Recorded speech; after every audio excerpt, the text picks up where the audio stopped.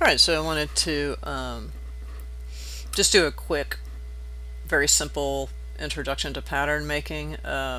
So if you're in Rhino, you can actually pick this and go to array, right? And if you want to make columns and rows, you can make 4 rows, 4 columns.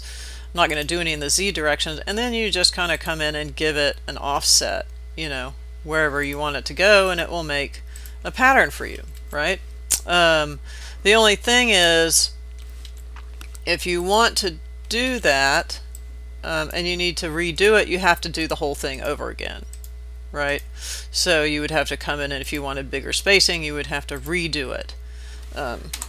And keep redoing it. If you wanted to move an individual piece, if every other one of these was mirrored, then if there's any differences, you would have to do that manually.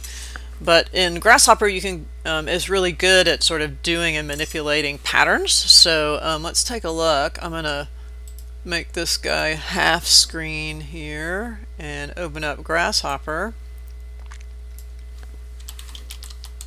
Right. Let's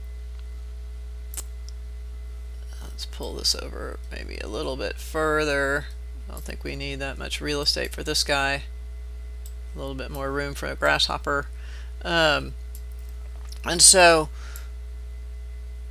what you want to do is you want to bring this item into Grasshopper, and then there's a series of nodes, and we're going to start kind of simple, and then I'll show you the ones that are more compounded, and use it here, and it will be a parametric array, and you won't have to redo it. You can just adjust it. So first thing I'm going to do is come into Grasshopper. This is where we're going to write our script, and then up here are different tabs. So parameters, masks, sets, vectors, curves, surfs, meshes, all this kind of stuff. I'm going to be getting the nodes from double left clicking and typing in. So if I want to get a curve node, which is a parameter, it's under the parameters. This little curve node, if I click on it, allows me to suck geometry curve from Rhino into Grasshopper. You can also use geometry and it'll kind of sort it for you, but I tend to use, so if I right click on this and set one curve, I can pick that, and you can see now if I select that, that turns green. Now I can do Grasshopper operations on it. So let's go ahead and move it. So I'm double clicking, typing move. There's a move, and I want to move this geometry, and now Grasshopper wants to know which direction and how far. So I want to move it in the X direction, so I'm going to type in X and get my unit X, and then I'm going to pull out a number slider.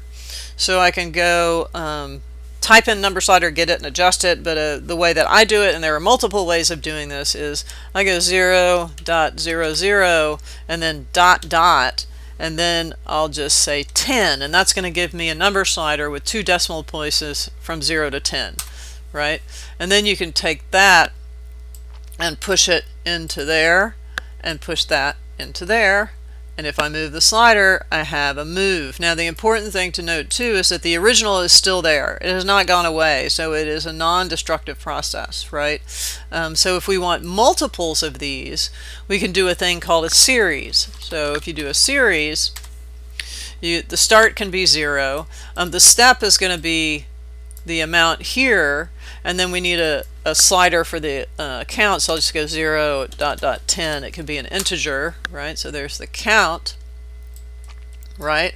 And then if we push this forward and push this forward, pull this back a little bit, we put that into the X instead of the same, and as we pull our count up, now we can adjust the count and the distance at the same time. So if we double click and type in panel, and accept that, you can see what the series is doing, right? It's just adding 1.76 times.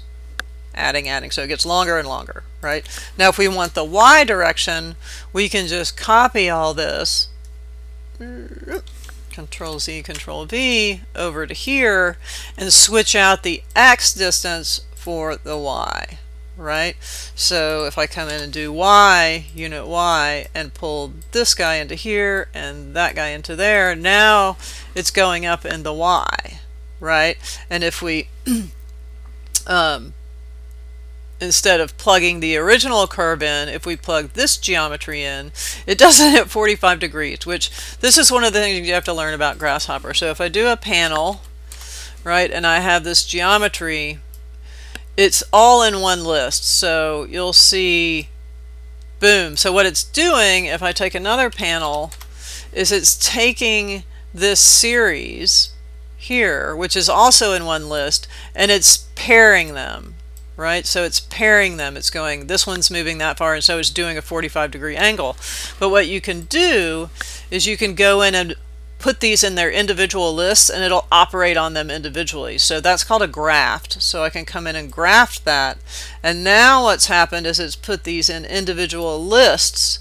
So it operates on 0, 0, 0, 0, 1.7, 1.7, 1.7, and it repeats this on these individually for each list, so you get the array.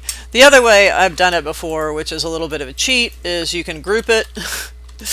Like if you group this geometry here and get rid of the graft and then plug that into the geometry, it actually works too. So it just depends on how you want to do it. The graft is probably the more efficient way, right?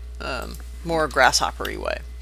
Also, just really quickly, the graft, notice the difference in the way the wires look. There's a in Grasshopper, you can go under display and you can draw fancy wires or not draw fancy wires.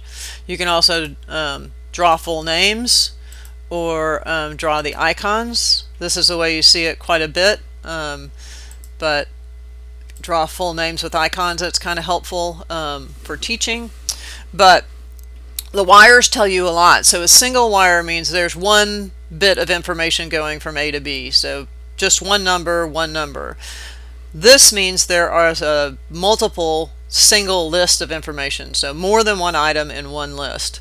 Once it gets to this is a tree. So it's a list of lists. So it gets a little bit more complex, and you're always trying to match things. So that's a good thing to consider.